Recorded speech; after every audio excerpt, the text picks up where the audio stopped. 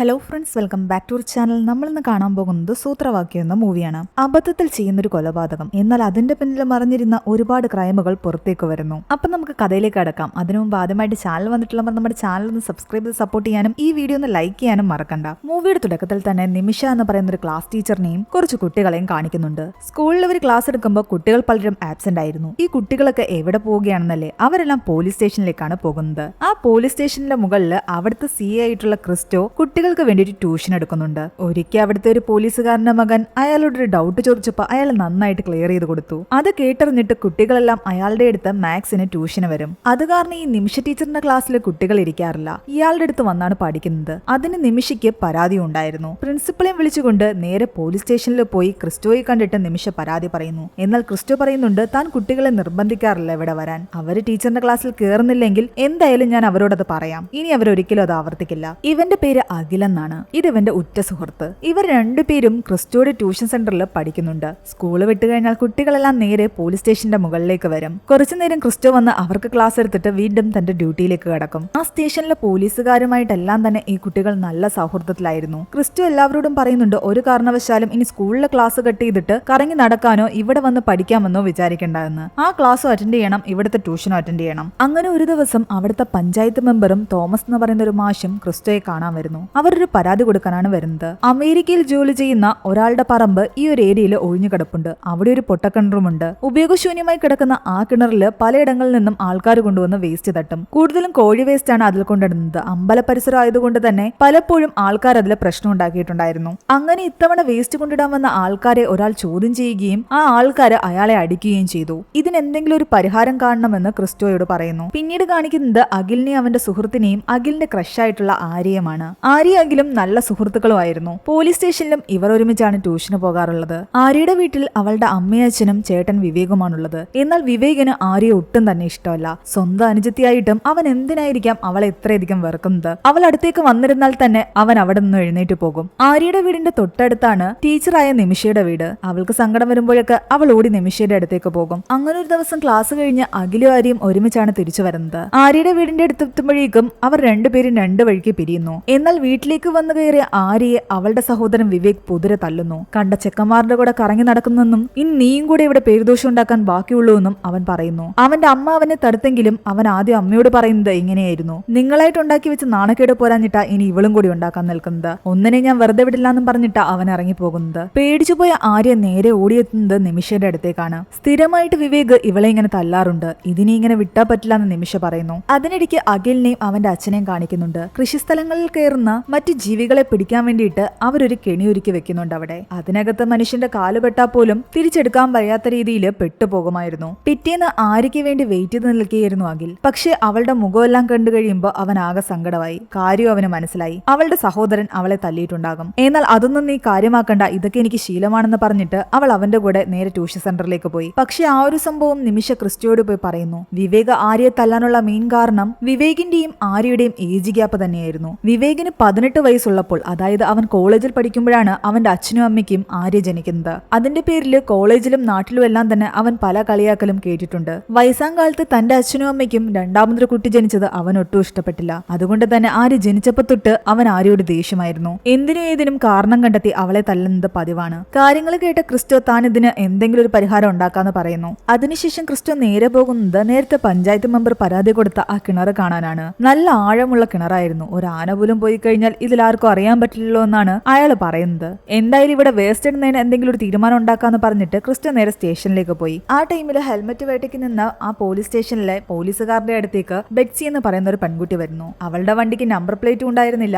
അവളുടെ കയ്യിലുള്ള ലൈസൻസ് ആകട്ടെ കനേഡിയൻ ലൈസൻസും ആയിരുന്നു. ഈ ലൈസൻസ് വെച്ചിട്ട് ഇവിടെ ഓടിക്കാൻ പറ്റില്ല എന്ന് പോലീസുകാർ അവളോട് പറയുന്നു. വണ്ടി സ്റ്റേഷനിൽ വന്ന് എടുത്തോണ്ട് പോയിക്കോ എന്ന് പറഞ്ഞിട്ട് അവര് വണ്ടി എടുത്തിട്ട് പോയി. ബെറ്റ്സി തന്റെ ആന്റിയുമായിട്ട് നേരെ പോലീസ് സ്റ്റേഷനിലെത്തുന്നു. ഷേർലി എന്നാണ് അവളുടെ ആന്റിയുടെ പേര്. ഈ ഷേർലി നേരത്തെ ആ കിണറിന്റെ പേരിൽ പരാതി കൊടുക്കാൻ വന്ന തോമസ് മാഷിന്റെ മരുമകളായിരുന്നു. ഇവര് സ്റ്റേഷനിലേക്ക് വന്ന സമയത്ത് ക്രിസ്റ്റോ വിളിപ്പിച്ചിട്ട് വിവേക് അവിടേക്ക് വന്നിട്ടുണ്ടായിരുന്നു. വിവേകിനെ കണ്ടതും പോലീസുകാർ കൂടുതലൊന്നും ചോദിക്കാതെ അവന് നല്ല അടി വെച്ചു കൊടുക്കുന്നു. എന്നിട്ട് കാര്യം നിനക്ക് മനസ്സിലായല്ലോ, മേല ഇനി ആര്യ തല്ലിയേക്കരുതെന്ന് പറഞ്ഞിട്ട് വാണിംഗ് കൊടുത്താണ് അവനെ അവിടെ നിന്ന് പറഞ്ഞു വിടുന്നത്. അവൻ പുറത്തേക്ക് ഇറങ്ങുമ്പോഴാണ് ഷേർലിയും ബെറ്റ്സി അവിടേക്ക് വരുന്നത്. ഇവർ തമ്മിൽ പരിചയം ഉണ്ടായിരുന്നു. വിവേകിന് ഗൾഫിലേക്ക് പോകാനുള്ള ഓപ്പർച്യൂണിറ്റീസ് എല്ലാം തന്നെ ഷേർലിയും അവരുടെ ഹസ്ബൻഡും ചേർന്നിട്ടാണ് ചെയ്തു കൊടുക്കാമെന്ന് പറഞ്ഞിരിക്കുന്നത്. അതിന്റെ പേപ്പർ ശരിയാക്കാൻ നീ വീട്ടിലേക്ക് വരണമെന്ന് ഷേർലി അവനോട് പറയുന്നു. ആ ടൈമില് കൂടെ ഉണ്ടായിരുന്ന ബെറ്റ്സി ആകട്ടെ സ്റ്റേഷനിന് മുകളിൽ ട്യൂഷൻ നടത്തുന്ന കാര്യം അറിഞ്ഞിട്ട് അവിടേക്ക് പോയി അതെല്ലാം തന്നെ കാണുന്നുണ്ട്. അഖിലും ആര്യയും അവിടെ സംസാരിച്ചുകൊണ്ടിരിക്കുകയായിരുന്നു. മുകളിലേക്ക് നോക്കി വിവേക് കാണുന്നത് ഇവര് രണ്ടുപേരും ഒരുമിച്ചിരിക്കുന്നതും കളിതമാശകൾ പറയുന്നതുമാണ്. അത് കണ്ട് അവന്റെ മനസ്സിലെ ദേഷ്യം കൂടി വന്നു. വണ്ടിയുടെ കാര്യത്തിൽ ഫൈനും അടിച്ചിട്ട്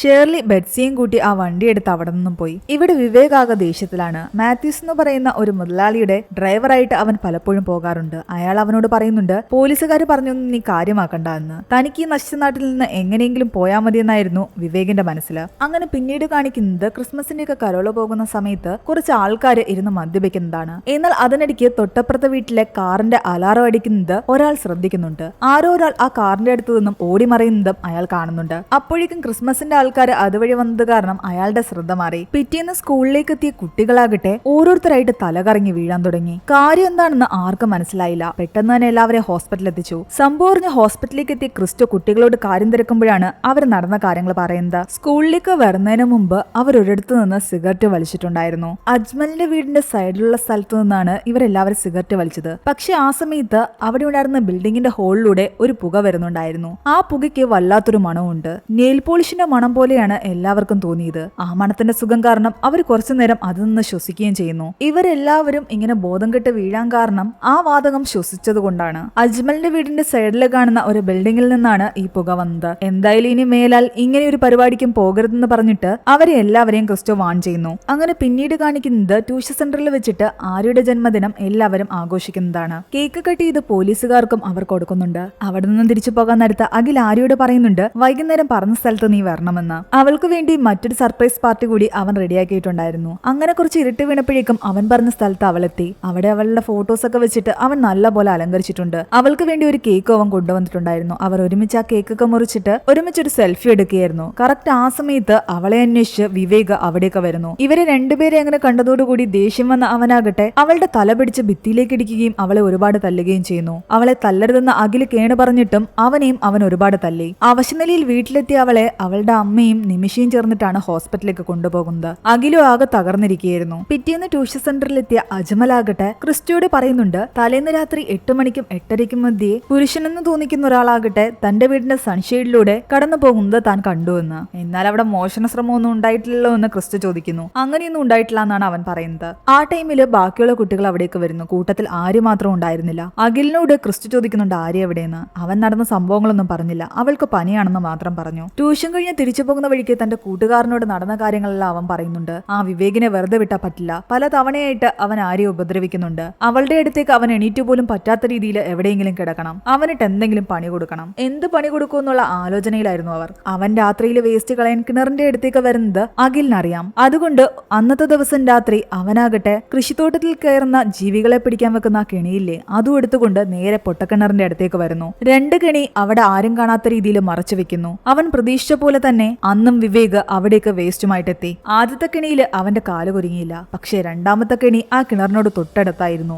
അതിലവന്റെ കാല് കുരുങ്ങി ആ ഒരു വേദനയില് അവന്റെ ബാലൻസ് തെറ്റി അവൻ നേരെ കിണറ്റിലേക്ക് വീഴുന്നു. ഇത് കണ്ട് ശരിക്കും അഖിൽ ഞെട്ടിപ്പോയി. അവനെ കൊല്ലാനൊന്നും അഖിലിന് ഉദ്ദേശം ഉണ്ടായിരുന്നില്ല. കുറച്ചുനാൾ എവിടെയെങ്കിലും കിടത്തണം അത്രേ ഉണ്ടായിരുന്നുള്ളൂ. പക്ഷെ ഇതിപ്പോ അവന്റെ കൊലപാതകത്തിന് കാരണക്കാരനായിരിക്കുന്നു. ആ കിണറ്റില് അങ്ങനെ ഒരു വീഴ്ച വീണു കഴിഞ്ഞാൽ അവൻ എന്തായാലും രക്ഷപ്പെടാൻ പോകുന്നില്ല. അവന്റെ ഒരു അനക്കവും ആ കിണറ്റിൽ നിന്ന് കേൾക്കുന്നുമില്ല. പേടിച്ചു പറിച്ച അവനാകട്ടെ പിറ്റേന്ന് സ്കൂളിലും പോയില്ല, ട്യൂഷനും പോയില്ല. പോലീസുകാർ ബാക്കിയുള്ളവരോട് അന്വേഷിക്കുമ്പോ അവനും പനിയാണെന്നാണ് പറയുന്നത്. അഖിലും ആര്യയും ഇപ്പൊ 2 ദിവസമായിട്ട് വരാത്ത കാരണം എല്ലാവർക്കും ഡൗട്ട് തോന്നാൻ തുടങ്ങി. ക്രിസ്റ്റോ അഖിലിന്റെ വീട്ടിൽ അന്വേഷിച്ചെത്തുമ്പോ അവന്റെ അമ്മ പറയുന്നുണ്ട് അവന് പനിയാണെന്ന്. ശരിക്കും പേടിച്ചു പറിച്ച് അവന് പനി പിടിച്ചിട്ടുണ്ടായിരുന്നു. ആര്യയെ പറ്റി അന്വേഷിക്കാൻ വേണ്ടിയിട്ട് നിമിഷയെ വിളിച്ചപ്പോഴാണ് നിമിഷ നടന്ന കാര്യങ്ങൾ പറയുന്നത്. വിവേക് അവളെ അത്രയധികം മർദ്ദിച്ചിട്ടുണ്ടായിരുന്നു. തന്നോട് എന്തിനാ മറച്ചു വെച്ചതെന്ന് ചോദിച്ചിട്ട് ക്രിസ്റ്റോ ആകെ ദേഷ്യത്തിലായി. ക്രിസ്റ്റോ നേരെ ആര്യയുടെ വീട്ടിലെത്തുമ്പോ അവളുടെ അവസ്ഥ കണ്ട് ശരിക്കും ഞെട്ടിപ്പോയി. വിവേക് എവിടെയെന്ന് ചോദിക്കുമ്പോ 2 ദിവസമായിട്ട് അവനെ കാണുന്നില്ല എന്നാണ് അവന്റെ വീട്ടുകാർ പറയുന്നത്. ഇതുപോലെ അവൻ നേരത്തെയും പല കാര്യങ്ങൾക്കും പോയിട്ടുണ്ട്. കുറച്ചു ദിവസം കഴിയുമ്പോൾ തിരിച്ചു വരും.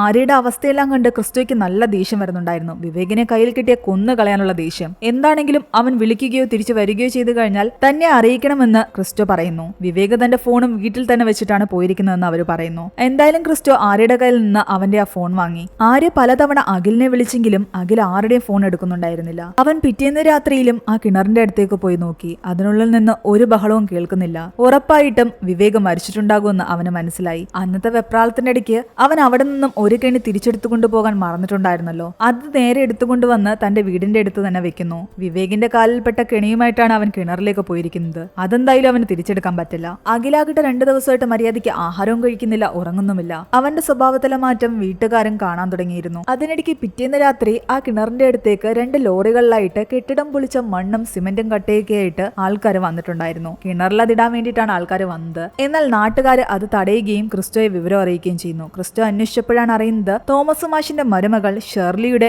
ഒരു ബൊട്ടിക്ക് പൊളിച്ചതിന്റെ അവശിഷ്ടങ്ങളാണ് അതെല്ലാമെന്ന്. അവര് തിരിച്ച് ഗൾഫിലേക്ക് പോവുകയാണ്. അത് കാരണം ഇവിടുത്തെ എല്ലാ ബിസിനസ്സും അവസാനിപ്പിച്ചിരിക്കുന്നു. കാര്യറിഞ്ഞ തോമസ് ക്രിസ്റ്റോയോട് പറയുന്നുണ്ട്, എന്തായാലും ആ കിണർ കാരണം ആൾക്കാർക്ക് ശല്യമല്ലേ, അവിടെ സ്ഥിരമായിട്ട് ആൾക്കാർ കോഴി വേസ്റ്റ് ഇടുന്നുണ്ട്. ഈ പറഞ്ഞ കെട്ടിടത്തിന്റെ വേസ്റ്റ് എല്ലാം അതിലിട്ട് ആ കിണറങ്ങ് മൂടിക്കഴിഞ്ഞാൽ വേറെ പ്രശ്നമൊന്നുമില്ലല്ലോ. അമേരിക്കയിലുള്ള ആളോടും ഇവർ വിളിച്ച് സംസാരിച്ചിട്ടുണ്ട്. എന്നാൽ പിന്നെ അത് തന്നെയാണ് നല്ലതെന്ന് ക്രിസ്റ്റോയും പറയുന്നു. അങ്ങനെ ആ ലോറിയിലുണ്ടായിരുന്ന കട്ടയും മണ്ണും എല്ലാം തന്നെ ആ കിണറിലേക്ക് ഇട്ട് ആ കിണർ തന്നെ മൂടി. ഇതെല്ലാം തന്നെ അഖിലും കാണുന്നുണ്ടായിരുന്നു. അവന്റെ ഉള്ളിലെ പേടി ഇപ്പോഴും പോയിട്ടില്ല. ആര്യയുടെ ഫോൺ കോളുകൾ അവൻ ഇഗ്നോർ ചെയ്തുകൊണ്ടേയിരുന്നു. അവനെ കാണാൻ കൂട്ടുകാർ വന്നാൽ പോലും അവൻ അധികം സംസാരിക്കില്ല. അവരെയെല്ലാം പെട്ടെന്ന് വീട്ടിൽ നിന്നും പറഞ്ഞുവിടും. ഒരു ദിവസം ക്ലാസ്സിൽ വെച്ചിട്ടും അവൻ വല്ലാതെ പേടിച്ച് തലകറങ്ങി വീഴുന്നു. പോലീസുകാർ അവനെ നേരെ ഹോസ്പിറ്റലിലേക്ക് കൊണ്ടുപോയി. അവന്റെ പനിയും ക്ഷീണവും ഒക്കെയാണ് ഇതിന് കാരണമെന്ന് എല്ലാവരും വിചാരിച്ചു. പിന്നീട് കാണിക്കുന്നത് കുട്ടികൾ സ്കൂളിൽ നടത്തുന്ന ഒരു എക്സിബിഷനിൽ പങ്കെടുക്കാൻ വേണ്ടിയിട്ട് ക്രിസ്റ്റോയും മറ്റു പോലീസുകാരും പോകുന്നതാണ്. അവിടെ വെച്ച് അജ്മൽ ഉണ്ടാക്കിയ ഒരു സോളാർ സിസ്റ്റത്തിന്റെ മോഡൽ കണ്ടിട്ട് വൈകുന്നേരം അത് സ്റ്റേഷനിലേക്ക് കൊണ്ടുവരണമെന്ന് ക്രിസ്റ്റോ പറയുന്നു. അന്ന് സ്റ്റേഷനിലേക്ക് വിവേകിനെ കാണാത്ത കാരണം വിവേകിന്റെ കൂടെ ഉണ്ടായിരുന്ന മാത്യൂസ് എന്ന് പറയുന്ന ആ വ്യക്തിയെ വിളിച്ചിട്ടുണ്ടായിരുന്നു. വിവേകിനെ എങ്ങനെയാ പരിചയം എന്ന് ചോദിക്കുമ്പോൾ വിവേക് തന്റെ ഡ്രൈവറായിട്ട് കുറച്ചു നാൾ ഉണ്ടായിരുന്നു എന്ന് അയാൾ പറയുന്നു. ക്രിസ്മസിന് 2 ദിവസം മുൻപാണ് അവനെ ലാസ്റ്റ് ആയിട്ട് കണ്ടതെന്ന് പറയുന്നു. എന്തെങ്കിലും ഉണ്ടെങ്കിൽ ഞങ്ങൾ നിങ്ങളെ വീണ്ടും വിളിക്കുമെന്ന് പറഞ്ഞിട്ടാണ് മാത്യൂസിനെ അവിടെ നിന്നും പറഞ്ഞു വിടുന്നത്. അയാൾ പോയി കഴിയുമ്പോഴേക്കും അജ്മൽ തന്റെ മോഡലുമായിട്ട് അവിടേക്ക് എത്തി.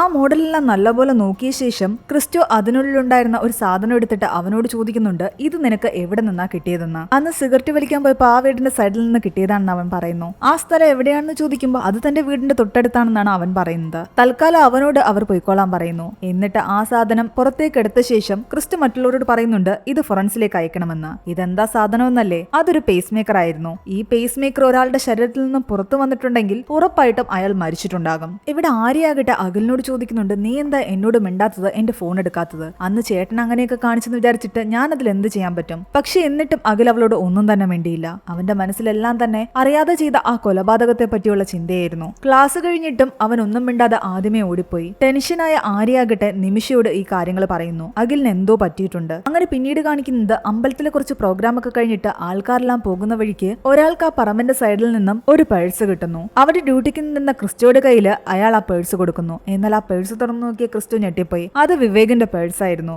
അവന്റെ പേഴ്സ് ഇവിടെ നിന്നും കിട്ടണമെങ്കിൽ ഇവിടെ വെച്ച് എന്തെങ്കിലും സംഭവിച്ചിട്ടുണ്ടാകും. കൂടാതെ ആ ഒരു ചടങ്ങിനിടയിലാകട്ടെ അഖില് ബോധം കെട്ട് വീഴുകയും ചെയ്യുന്നു. പെട്ടെന്ന് അവനെ എടുത്ത് ഈ പേഴ്സും കയ്യിൽ വെച്ചുകൊണ്ട് ഇവർ നേരെ ഹോസ്പിറ്റലിലേക്ക് പോയി. വിവേകിന്റെ പേഴ്സ് ചെക്ക് ചെയ്ത് നോക്കുമ്പോൾ അവൻ ബാറിൽ പോയതിന്റെ ഒരു ബില്ല് ഇവർക്ക് കിട്ടുന്നുണ്ട്. വിവേകിന്റെ ട്രിപ്പ് എല്ലാം കഴിഞ്ഞിട്ട് അവരവനെ തിരിച്ച് വണ്ടിയിൽ കയറ്റി വീട്ടിലേക്ക് കൊണ്ടുപോവുകയായിരുന്നു. വണ്ടിയിലിരുന്നു കൊണ്ട് ക്രിസ്റ്റോ മറ്റു പോലീസുകാരോട് പറയുന്നുണ്ട്, നമുക്ക് ആ ബാർ വരെ ഒന്ന് പോകണം. ഈ കിട്ടിയ പേഴ്സ് വിവേകിന്റെ ആണെന്നും അതിൽ ബാറിൽ നിന്ന് കള്ള് വാങ്ങിയതിന്റെ ബില്ലും ഉണ്ടെന്നും. ബാക്കിലിരുന്ന് ഇതെല്ലാം കേൾക്കുന്ന അഖില വല്ലാതെ പേടിക്കാൻ തുടങ്ങി. അങ്ങനെ പിറ്റേന്ന് അവർ ബാറിലേക്ക് പോകുന്നു. അവരുടെ അറിവില് വിവേക് മദ്യപിക്കാറില്ല. പക്ഷെ അവൻ ബാറിൽ എന്തിനു വന്നു എന്നത് കണ്ടെത്തണ്ടേ? CCTV പരിശോധിച്ചു നോക്കുമ്പോൾ അവൻ 7 ദിവസം അടുപ്പിച്ച് ബാറിലേക്ക് കയറിപ്പോകുന്ന വിഷ്വൽസ് ഉണ്ട്. ബാറിന് ഉള്ളിലെ വിഷ്വൽസ് ഒന്നും തന്നെ ക്യാമറ കേടായത് കാരണം ഇവർക്ക് കിട്ടുന്നില്ല. പക്ഷേ ഇവൻ 7 ദിവസം ഈ വന്നതൊന്നും തന്നെ ബാറിലെ ജീവനക്കാർക്ക് അറിയില്ല. അവരാരും ഇവനെ ഇതിനകത്ത് കണ്ടിട്ടില്ല. ആകെ ഒരേ ഒരു ദിവസം മാത്രമേ അവൻ ഇവിടെ നിന്നും ഒരു ഫുൾ ബോട്ടിൽ വാങ്ങിക്കൊണ്ടു പോകുന്നത് ഒരാൾ കണ്ടിട്ടുള്ളൂ. ആ 7 ദിവസം അവൻ അകത്തേക്ക് കയറി പോകുമ്പോൾ അവന്റെ കയ്യിൽ ഒന്നും ഉണ്ടായിരുന്നില്ല. എന്നാൽ തിരിച്ചിറങ്ങി പോകുമ്പോൾ അവന്റെ കയ്യിൽ ഒരു ബാഗ് ഉണ്ട്. ആ ബാറിന്റെ ബാക്കിലുള്ള ഏരിയ എല്ലാം തന്നെ ക്രിസ്റ്റോ പരിശോധിക്കുന്നു. ആ സമയത്താണ്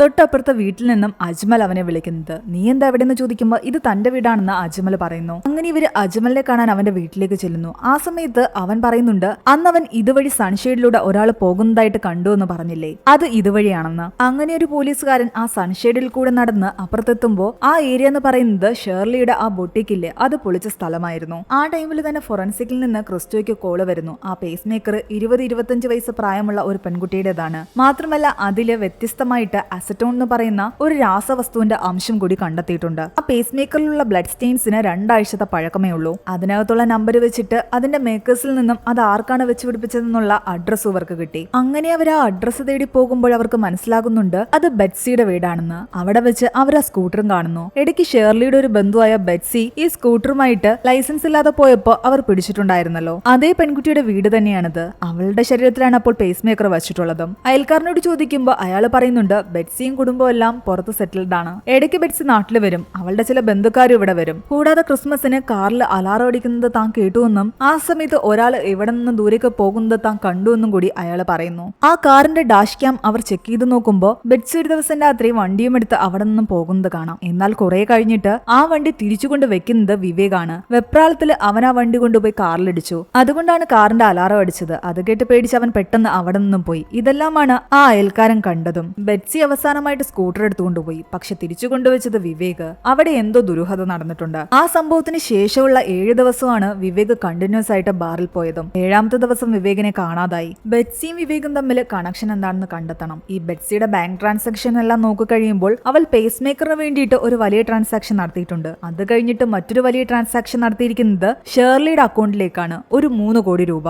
ബെറ്റ്സിയും വിവേകും തമ്മിൽ ഫോൺ കോളോ ബാങ്ക് ട്രാൻസാക്ഷനോ ഒന്നും തന്നെയില്ല. അങ്ങനെ അവർ കാര്യങ്ങളെല്ലാം കൂട്ടിച്ചേർത്ത് വായിക്കുന്നു. ബെറ്റ്സി ഇന്ത്യയിൽ വന്ന ശേഷം ഏറ്റവും കൂടുതൽ കമ്മ്യൂണിക്കേഷൻ ചെയ്തിട്ടുള്ളത് ഷേർലിയുമായിട്ടാണ്. ബെറ്റ്സിയുടെ പേസ് മേക്കർ കിട്ടിയത് ഷേർലിയുടെ ആ പൊളിച്ച ബൊട്ടീക്കും വീടും കൂടെ ചേർന്നിട്ടുള്ള കെട്ടിടത്തിന്റെ അടുത്ത് നിന്നും. അതിനർത്ഥം ബെറ്റ്സി മരണപ്പെട്ടിട്ടുള്ളതും അവിടെ വെച്ച് തന്നെയായിരിക്കും. അതിനുശേഷമുള്ള 7 ദിവസങ്ങളിൽ വിവേക് ബാറിലേക്ക് വരികയും തിരിച്ചു പോകുന്നതും വിഷ്വൽസ് നമ്മുടെയിലുണ്ട്. അജ്മൽ പറഞ്ഞു വെച്ച് നോക്കുകയാണെങ്കിൽ അവന്റെ വീടിന്റെ സൺഷെഡിൽ കൂടി പോയിട്ടുണ്ടാവുക വിവേക് തന്നെയായിരിക്കും. പക്ഷെ ബെറ്റ്സിയുടെ അക്കൗണ്ടിൽ നിന്നും ഷേർലിയുടെ അക്കൗണ്ടിലേക്ക് 3 കോടി രൂപ എന്തിനു ട്രാൻസ്ഫർ ചെയ്തു എന്ന് കണ്ടെത്തണം. അങ്ങനെ അവർ കൂടുതൽ പരിശോധന നടത്തി കഴിയുമ്പോൾ അവർക്ക് ചില കാര്യങ്ങൾ വ്യക്തമാകുന്നു. അവർ പിന്നീട് കസ്റ്റഡിയിലെടുക്കുന്നത് മാത്യൂസിനെയാണ്. മാത്യൂസിന് പലർക്കും കാശ് കൊടുക്കാനുണ്ടായിരുന്നു. ആ കാശ് കൊടുത്തു തീർത്തതെല്ലാം ഷേർലിയാണ്. അതിനു വേണ്ടിയിട്ടാണ് ഷേർലി ബെറ്റ്സിയുടെ കയ്യിൽ നിന്നും ക്യാഷ് വാങ്ങിയിരിക്കുന്നത്. അങ്ങനെയാണെങ്കിൽ വിവേകിനെ കൊണ്ട് ബെറ്റ്സിയെ കൊല്ലിപ്പിച്ചത് നീ തന്നെയല്ലേ എന്ന് ചോദിക്കുമ്പോൾ താൻ ആരെയും കൊല്ലിച്ചിട്ടില്ല എന്ന് മാത്യൂസ് പറയുന്നു. വിവേകിനെ താൻ അവസാനം കണ്ടപ്പോൾ അവന് ഗൾഫിൽ ജോലി ശരിയായെന്നാണ് അവൻ തന്നോട് പറഞ്ഞതെന്ന് അയാൾ പറയുന്നു. ഷേർലിയുടെ ബുട്ടിക്കിൽ വെച്ചിട്ട് ബെറ്റ്സി കൊല്ലപ്പെട്ടെന്നും അവിടേക്ക് ബാർ വഴി വിവേക് 7 ദിവസം കണ്ടിന്യൂസ് ആയിട്ട് പോയിട്ടുണ്ടെന്നും തിരിച്ചു പോകുമ്പോൾ അവന്റെ കയ്യിൽ ഓരോ ബാഗ് ഉണ്ടായിരുന്നെന്നും ക്രിസ്റ്റോ പറയുന്നു. ആ ബാഗിൽ എന്തായിരുന്നുവെന്ന് മാത്യൂസിനോട് ചോദിക്കുമ്പോൾ അയാൾ പറയുന്നുണ്ട് തനിക്കൊന്നും അറിയില്ല എന്ന്. തനിക്ക് ബെറ്റ്സിയായിട്ട് ഒരു ഇടപാടുമില്ല. തനിക്ക് ക്യാഷ് തന്നത് ഷേർലിയാണ്. ഷേർലി നിങ്ങൾക്ക് എന്തിന് ക്യാഷ് തരണമെന്ന് ചോദിക്കുമ്പോൾ അയാൾ ഒന്നും മിണ്ടുന്നുണ്ടായിരുന്നില്ല. ആ സീൻ അവിടെ കട്ടായിട്ട് പിന്നീട് കാണിക്കുന്നത് ക്രിസ്റ്റോ നേരെ തോമസ് മാഷിനെ കാണാൻ പോകുന്നതാണ്. ഷേർലിയുടെ വകയിലെ ബന്ധുവായിരുന്നല്ലോ ബെറ്റ്സി. ബെറ്റ്സി മരിച്ച വിവരം തോമസ് മാഷിനെ അയാൾ അറിയിക്കുന്നു. ആ കൊലപാതകത്തിൽ ഷേർലിക്കും പങ്കുണ്ടെന്ന് തങ്ങൾക്ക് തോന്നുന്നുണ്ടെന്നും അതുകൊണ്ട് ഷേർലിയെ എത്രയും പെട്ടെന്ന് നാട്ടിലേക്ക് വരുത്തണമെന്നും പറയുന്നു. അങ്ങനെ അയാൾ പോലീസിനെ ഹെൽപ്പ് ചെയ്യാൻ വേണ്ടിയിട്ട് തന്റെ മകനോടും മരുമകൾ ഷേർലിയോടും വിളിച്ചു പറയുന്നുണ്ട് അമ്മയ്ക്ക് തീരെ സുഖമില്ല, ഹോസ്പിറ്റലായിരിക്കുകയാണ്, എത്രയും പെട്ടെന്ന് നിങ്ങൾ വരണമെന്ന്. അത് കേട്ടതും അവർ നേരെ എയർപോർട്ടിലെത്തി. എയർപോർട്ടിൽ നിന്നും അവരെ പോലീസുകാർ കസ്റ്റഡിയിലെടുത്ത് സ്റ്റേഷനിലേക്ക് കൊണ്ടുവരുന്നു. ഇവിടെ അഖിലാകട്ടെ തന്റെ മനസ്സിലെ വിഷമങ്ങളെല്ലാം താങ്ങാൻ പറ്റാതെ തന്റെ അച്ഛനെ കെട്ടിപ്പിടിച്ച് പൊട്ടിക്കരയുകയാണ്. അവൻ എന്താ പറ്റിയെന്ന് അവർക്ക് മനസ്സിലായില്ല. പിറ്റേന്ന് സ്കൂൾ വിട്ട് വരുന്ന വഴിക്ക് അവൻ തന്റെ കൂട്ടുകാരനെയും വീട്ടിലേക്ക് കൂട്ടിക്കൊണ്ടുവരുന്നു. തന്റെ മനസ്സിലുള്ള വിഷമങ്ങളെല്ലാം അവനോട് തുറന്നു പറയുന്നു. അറിയാതെയാണെങ്കിലും വിവേകിനെ കൊന്നത് താനാണെന്ന് പറയുന്നു. ഇവരെ കൊണ്ട് തൊട്ടിക്ക് ഹാൻഡിൽ ചെയ്യാൻ പറ്റില്ല എന്ന് മനസ്സിലായതോടുകൂടി നിമിഷയോടും പോയി ഇവർ കാര്യങ്ങൾ തുറന്നു പറയുന്നു. എനിക്കിത് ക്രിസ്റ്റോ സാറിനോട് പറയാൻ വയ്യ, ടീച്ചർ തന്നെ സാറിനോട് ഈ കാര്യങ്ങളെല്ലാം തുറന്നു പറയണമെന്ന് അവൻ പറയുന്നു. ഇനിയും അവന് അതെല്ലാം തലയിലിട്ടുകൊണ്ട് നടക്കാൻ വയ്യായിരുന്നു. ഇവിടെ ഷേർലി അവർ ക്വസ്റ്റ്യൻ ചെയ്യുമ്പോൾ ഷേർലി ആകട്ടെ ഒന്നും സമ്മതിക്കുന്നില്ല. ബെറ്റ്സി എവിടെയാണെന്നും തനിക്കറിയില്ല, വിവേക് എവിടെയാണെന്നും തനിക്കറിയില്ല എന്നാണ് അവര് പറയുന്നത്. അവള് തിരിച്ച് കാനഡയ്ക്ക് പോയിട്ടുണ്ടാകും. എന്നാൽ കാനഡയിലേക്ക് ബെറ്റ്സി എന്ന് പറയുന്ന ഒരു പെൺകുട്ടി തിരിച്ചു പോയിട്ടില്ല എന്ന് തന്നെയാണ് ക്രിസ്റ്റോ പറയുന്നത്. നിങ്ങൾ എന്തിനാണ് മാത്യൂസിന് ക്യാഷ് കൊടുത്തതെന്ന് ചോദിക്കുമ്പോൾ ഷേർലി പറയുന്നുണ്ട് ഞാനും മാത്യൂസും തമ്മിൽ അടുപ്പത്തിലാണ്. അയാൾക്ക് ക്യാഷിന്റെ കുറച്ച് ആവശ്യം വന്നപ്പോൾ ഞാൻ കൊടുത്തു. കുറച്ചുനേരം ഷേർലി നന്നായിട്ടൊന്ന് ക്വസ്റ്റ്യൻ ചെയ്ത് കഴിയുന്നതോടുകൂടി ഷേർലി ഉള്ള സത്യങ്ങൾ തുറന്നു പറയുന്നു. ക്രിസ്മസിന് അന്ന് രാത്രി ബെറ്റ്സി ആകട്ടെ ഷേർലിയുടെ ബൊട്ടീക്കിലേക്ക് വന്നിട്ടുണ്ടായിരുന്നു. ആ സമയത്ത് മാത്യൂസ് അവിടെ നിന്ന് ഇറങ്ങിപ്പോകുന്നതും ബെറ്റ്സി കാണുന്നു. തന്റെ ക്യാഷ് അപ്പ് തിരിച്ചു തരുമെന്ന് ബെറ്റ്സി ചോദിക്കുമ്പോൾ തനിക്ക് ഇനിയും സമയം വേണമെന്നാണ് ഷേർലി പറയുന്നത്. നിങ്ങളുടെ ഇടപാടൊക്കെ തനിക്കറിയാം, അതുകൊണ്ട് എന്റെ ക്യാഷ് പെട്ടെന്ന് തിരിച്ചു തരണമെന്ന് അവൾ പറഞ്ഞ് ബഹളം ഉണ്ടാക്കാൻ തുടങ്ങി. ഇപ്പൊ തന്റെ ഈ ക്യാഷിലാന്ന് ഷേർലി പറയുമ്പോൾ ബെറ്റ്സി അവരെ ഭീഷണിപ്പെടുത്തിക്കൊണ്ട് പറയുന്നുണ്ട് മാത്യൂസുമായിട്ടുള്ള നിങ്ങളുടെ കാര്യങ്ങള് ഞാൻ നിങ്ങളുടെ ഹസ്ബൻഡിനെ വിളിച്ച് പറയുമെന്ന്. ദേഷ്യം വന്ന ഷേർലി അവളുടെ മുഖത്തടിക്കുന്നു. ബെറ്റ്സി തിരിച്ച് ഷേർലിയുടെ മുഖത്തും അടിക്കുന്നു. ഇത് കണ്ടുകൊണ്ടാണ് വിവേക് അവിടേക്ക് കയറി വരുന്നത്. ബെറ്റ്സി ഷേർലി അടിച്ചത് ശരിയായില്ല എന്ന് പറഞ്ഞിട്ട് വിവേക് ബെറ്റ്സി അടിച്ചു. ആ അടിയുടെ ആഘാതം കുറച്ച് കൂടുതലായിരുന്നു. അവളുടെ ചെസ്റ്റ് പോയി അവിടെ ഉണ്ടായിരുന്ന ചെയറിലാണ് ഇടിക്കുന്നത്. പേസ് മേക്കർ വെച്ചിരുന്നത് കൊണ്ട് തന്നെ ആ ഒരു അടിയും അവളുടെ ചെസ്റ്റ് പോയി ഇടിച്ചതെല്ലാം തന്നെ അവളുടെ മരണത്തിന് കാരണമായി. അവര് നോക്കി നിൽക്കുകയാണ് ബെറ്റ്സി മരിക്കുന്നത്. വിവേക് വല്ലാതെ പേടിക്കുന്നു. എന്നാൽ ഷേർലി പറയുന്നുണ്ട് നീ ഇനി ഇവിടെ നിൽക്കണ്ട, ഇവളുടെ വണ്ടി എടുത്തുകൊണ്ടുപോയി നേരെ വീട്ടിൽ കൊണ്ടുവയ്ക്കാൻ. അങ്ങനെയാണ് അവൻ വണ്ടി എടുത്തിട്ട് അവിടെ നിന്നും പോകുന്നത്. അവൻ പോയതും തന്റെ ബൊട്ടീക്കില് നെയിൽ പോളിഷ് ഉണ്ടാക്കാൻ വേണ്ടി വാങ്ങിവെച്ചിരുന്ന അസറ്റോൺ എന്ന് പറയുന്ന രാസവസ്തു അവിടുത്തെ ബാത്ടബിൽ ഒഴിച്ച ശേഷം ബെറ്റ്സിയുടെ ബോഡി ഷേർലി എടുത്ത് അതിനുള്ളിലേക്ക് ഇടുന്നു. അതിനുശേഷം തീ കൊളുത്തി ആ ബോഡി അതിനുള്ളിൽ വെച്ച് ദ്രവിപ്പിക്കുന്നു. അതിൽ നിന്നും ഉണ്ടായ ആ ഒരു പുകയെ ബോഡിയായിരുന്നു അന്ന് കുട്ടികൾ സിഗരറ്റ് വലിക്കാൻ വന്ന സമയത്ത് ഇവിടെ നിന്ന് ശ്വസിച്ചതും അവർ തലകറങ്ങി വീഴാൻ കാരണമായതും. ബോഡി ദ്രവിപ്പിച്ചിട്ടും ബാക്കിയുണ്ടായിരുന്ന അവശിഷ്ടങ്ങൾ കുറച്ച് ബാഗുകളിലാക്കി ഷേർലി അവിടെ തന്നെ മാറ്റിവെച്ചു. അതിനുശേഷം വിവേകിനെ വീണ്ടും വിളിച്ചിട്ട് ഓരോ ദിവസങ്ങളിലായിട്ട് ഈ ബാഗ് എവിടെയെങ്കിലും കൊണ്ടുപോയി കളയാൻ പറയുന്നു. അത് എവിടെയാണ് കൊണ്ട് കളയുന്നതെന്ന് തന്നോട് പറയണ്ടെന്നും കൂടി ഷേർലി പറഞ്ഞിട്ടുണ്ടായിരുന്നു. പുറത്ത് റോഡിലെല്ലാം തന്നെ CCTV ക്യാമറകൾ ഉണ്ടായതുകൊണ്ടാണ് ഷേർലിയുടെ ബൊട്ടീക്കിലേക്ക് ഡയറക്റ്റ് വരാതെ വിവേക് ബാറിലേക്ക് കയറുകയും അതിന്റെ പിൻഭാഗത്തുകൂടി അജ്മലിന്റെ വീടിന്റെ സൺഷെയ്ഡ് വഴി ഷേർലിയുടെ ബൊട്ടീക്കിന്റെ പിൻഭാഗത്ത് എത്തിയതും. എല്ലാവരും നോക്കുമ്പോൾ വിവേക് ബാറിലേക്ക് കയറുന്നതല്ലേ കാണൂ, ഒരിക്കലും ബൊട്ടീക്കിലേക്ക് പോകുന്നത് കാണില്ല. പക്ഷെ തിരിച്ചിറങ്ങി പോകുമ്പോഴെല്ലാം തന്നെ അവന്റെ കയ്യിൽ ബാഗ് ഉണ്ടായിരുന്നു. ആ ബാഗ് കളയാൻ വേണ്ടിയിട്ട് അവൻ കിണറിന്റെ അടുത്തേക്ക് വന്നപ്പോഴാണ് അകില് വെച്ച കെണിയിൽ അവന്റെ കാല് കുരുങ്ങുകയും അവൻ കിണറ്റിലേക്ക് വീഴുകയും ചെയ്തത്. പക്ഷെ ഇതൊന്നും പോലീസുകാർക്ക് അറിയില്ലല്ലോ. ബാഗുമായിട്ട് പോയിക്കൊണ്ടിരുന്ന വിവേക് പിന്നെ എവിടെ പോയെന്ന് ഇവർ ചിന്തിക്കുന്നു. വിവേകിന്റെ പേഴ്സ് കിട്ടിയത് ആ കിണറുള്ള പറമ്പിൽ നിന്നാണ്. അങ്ങനെയാണെങ്കിൽ അവർ ആ പറമ്പ് കേന്ദ്രീകരിച്ച് അന്വേഷണം നടത്താൻ തീരുമാനിക്കുന്നു. അങ്ങനെ അന്വേഷിച്ച് അവരവസാനം മൂടിയിട്ടിരുന്ന ആ കിണർ തുറക്കുന്നു. ആ കിണറിൽ നിന്നും വിവേക് കൊണ്ടുകളഞ്ഞ ആ ബാഗെല്ലാം തന്നെ അവർ എടുക്കുന്നുണ്ട്. അത് എടുത്തുകൊണ്ട് നിൽക്കുന്ന സമയത്താണ് ക്രിസ്റ്റോയ്ക്ക് നിമിഷയുടെ കോള് വരുന്നത്. നിമിഷ എല്ലാ കാര്യങ്ങളും ക്രിസ്റ്റോയോട് പറഞ്ഞിരിക്കുന്നു. അയാളും അത് കേട്ട് ആകെ തകർന്നു പോയി. അഖിൽ അറിഞ്ഞോ അറിയാതെയോ ഈ ഒരു കേസിൽ പെട്ടിരിക്കുകയാണ്. കറക്റ്റ് അതേ സമയത്ത് തന്നെ ആ കിണറിൽ നിന്നും ആ ബാഗുകളുടെ കൂടെ വിവേകിന്റെ ബോഡിയും അവർക്ക് കിട്ടുന്നു. അഖില് വെച്ച കെണിയിൽ കുരുങ്ങിയ അവന്റെ കാലാണ് അവർക്ക് ആദ്യം കിട്ടുന്നത്. അത് കണ്ടുകൊണ്ട് ക്രിസ്റ്റോ ആകട്ടെ വണ്ടിയെടുത്ത് അവിടെ നിന്നും പോയി. പിന്നീട് കാണിക്കുന്നത് അഖില് ചെയ്ത കാര്യങ്ങളെല്ലാം അറിഞ്ഞ് തകർന്നിരിക്കുന്ന അവന്റെ കുടുംബത്തെയും കൂട്ടുകാരെയുമാണ്.